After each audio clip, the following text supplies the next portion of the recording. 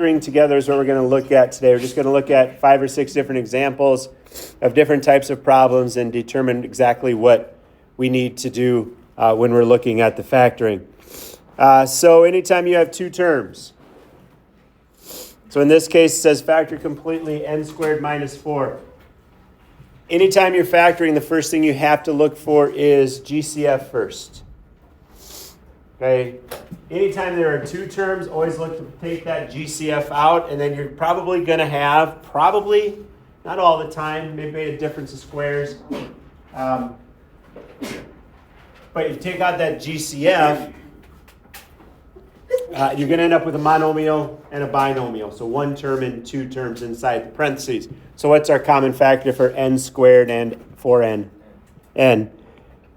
So if we factor out an n, from n squared, remember we're just essentially dividing both of those by n, we end up with n minus 4. Nothing else that can be done with that. You're done. And you kind of move on. So you look to take that GCF out. Now when you initially look at that problem, there's an n squared and a minus. So that kind of starts me thinking about, okay, is it a difference of squares? So remember we talked about that difference of squares? It's if the first one is a perfect square, you've got a subtraction, and then the second term's a perfect square. Well, 4 is a perfect square, but as soon as that n is put on there, it's not a perfect square anymore. Plus, there's something I can factor out. Right? So always, no matter how many terms it has, you have to look for a GCF first. Okay, so if we look at this second one, we've got 50x cubed minus 8x. So the first thing we have to do is look for a common factor. Preferably the greatest common factor. 2 works. 2 works. I don't think we can see. So if I take out a 2, take out a 2x, very good. If I take out 2x, that's 25x squared minus 4.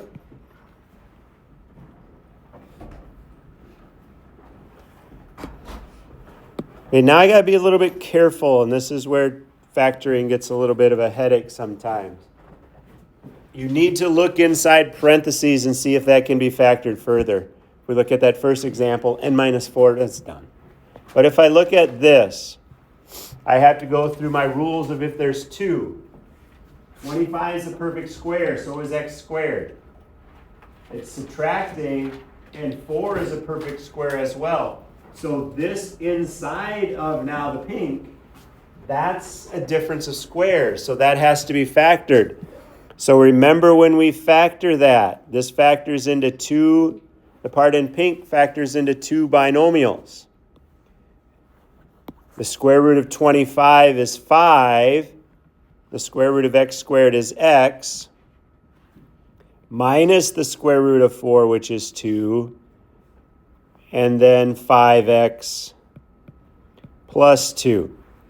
So remember that difference of squares. We said that a squared plus b squared, a squared minus b squared. Let's just try this again.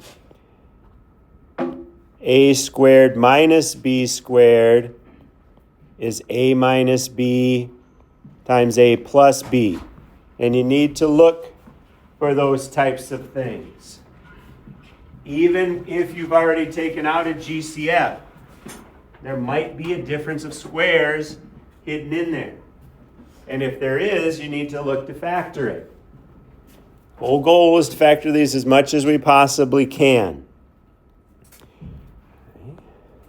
We just did that one. We don't need to do it again. So now we have 3 terms. Still follow the same basic rules. We take out a GCF first, if there is one.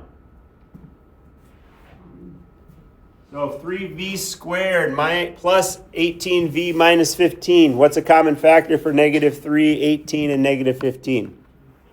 3. However, we're going to take out negative 3. I don't want my a value for my trinomial to be positive. So I'm going to divide each of these by negative 3 instead.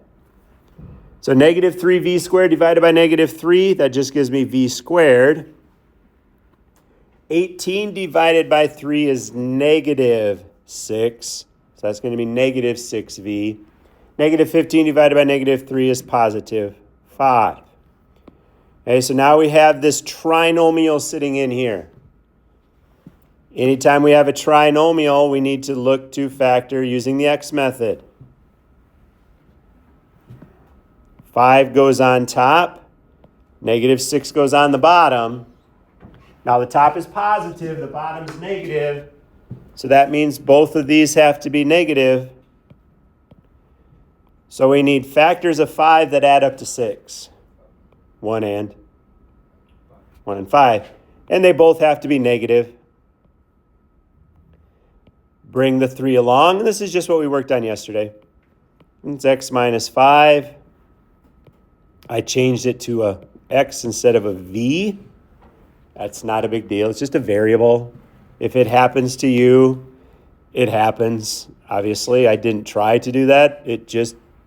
We use x all the time. I just didn't notice there was a v. Okay, I did the first time, but if it happens, it happens. I don't care. It's just a variable. It can change, and it does. So 3 terms. Take out a GCF, then factor using the x method. We good with those? We just did those yesterday. Those should be fresh in your mind. And then 4 terms. We've got 16x cubed minus 16x squared minus 24x plus 9. So 4 terms. Step 1, just like all the other ones, you got to look for a GCF. Well, 16, 6, and 24, 2 works, but 2 doesn't work in 9. 3 doesn't work, so there isn't any. So when there are 4 terms, this is when we use the box method.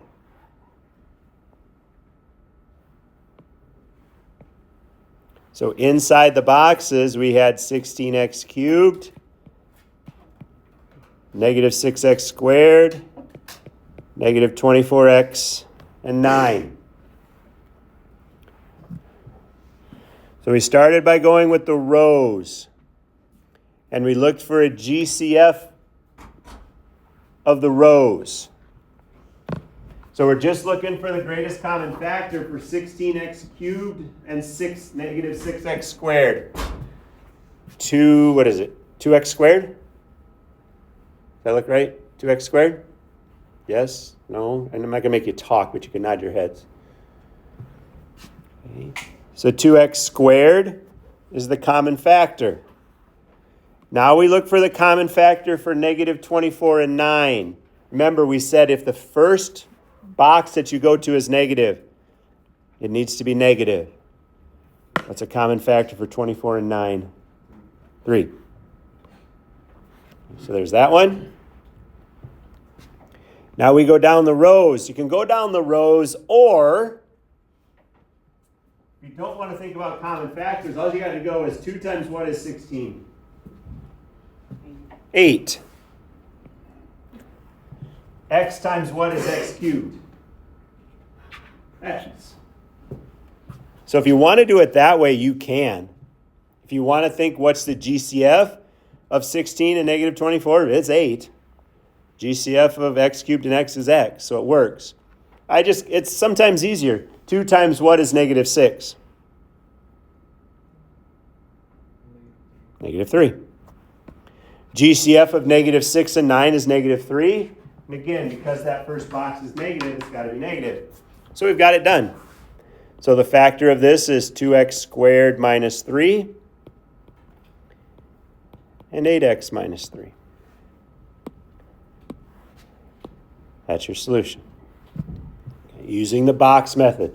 Box method is all about common factors and taking out greatest common factors. And you can put them in any order you want. It's going to work. It's easier to write it like that. Questions with that one?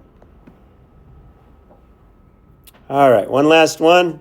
This last one we're going to do 3 terms. Make sure you take out a GCF first. I'm going to have you do this one yourselves, and this will be the last one that we look at.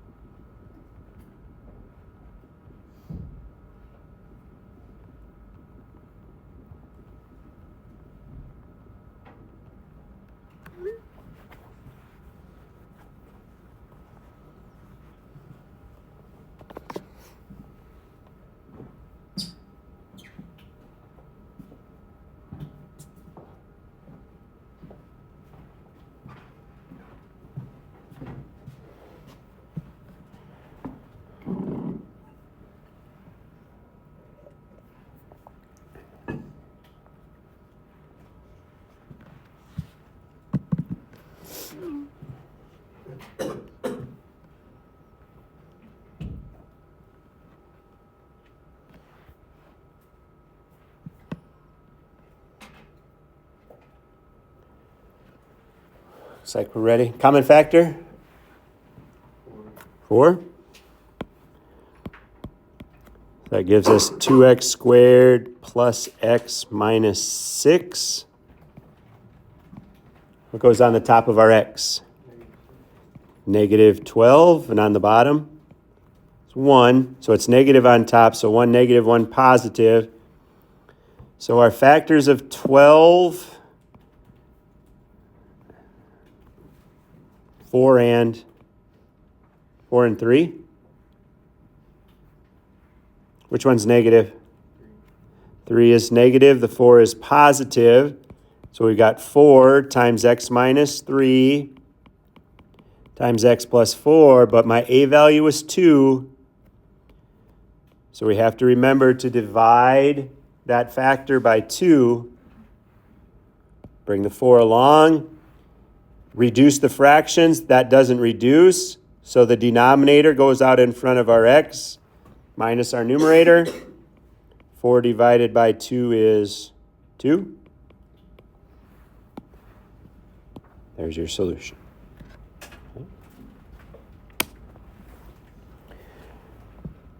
So factoring. We spent the last 4 days factoring. Keys to remember when you're factoring. GCF, GCF, GCF, GCF. Always look for a greatest common factor first. If there are 2 terms, first look and see if it's a difference of squares. And if it's a difference of squares, it's a minus b, a plus b. If it's not a difference of squares, you've take out that GCF, you're going to have a monomial and a binomial. So 1 term and 2 terms. If it's 3 terms, take out the GCF first, and then use the x method. If there's not a GCF, just use the x method. Remember, the top of the x is a times b, the bottom, a times c, the bottom is b. 2 numbers have to add or subtract to be the bottom number, multiply to be the top. If the a value is something other than 1, make sure you divide that factor, like we did in this last one. You divide that by your a value.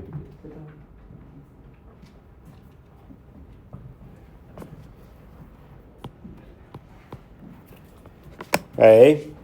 And then if it's 4 terms, take out the GCF, and then use box method.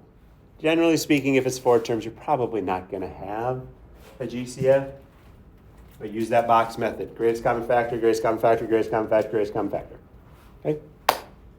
That's it for this chapter, this part of the chapter.